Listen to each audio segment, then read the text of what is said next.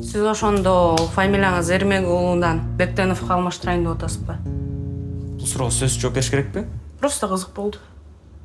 Бул сеники эмеспи? Жок, бул кайдан? Сенин ата-бабаларыңда Алыккул деген баатыр болгон. Сенин 7-нчи атаң болом. Ичип алдыңыз беле? Кармагыла байке уну. Булардын бири да мени көрбөйт. Кандай көрбөйт? Кебетеңе карачы. Дагы эмне катастрофа болду? Кечээ сага келген камчы биздин тукумга таандык мурас. Сага дагы 6 атаң келет. Ар бирөө келип бирден тапшырма беришет.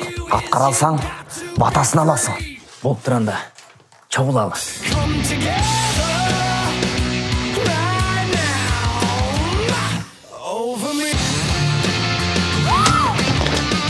Сіз точно белиңиз менен кулап түштүңүз беле? Же эмне башыңыз менен дагы? Такой умный. Сагатандыгына шайтандын үндөрү. Точно белая горячка. Өзөк жабып алчу болом. Питаниеби? Тарыхсыз келечек болбойт да. Ата, эмнеге силер мындай пауза кылып шашпай сүйлөйсүңөр? Бала таяк жерде атасынын сакалы менен ойнойт дейт. Кеттик анда.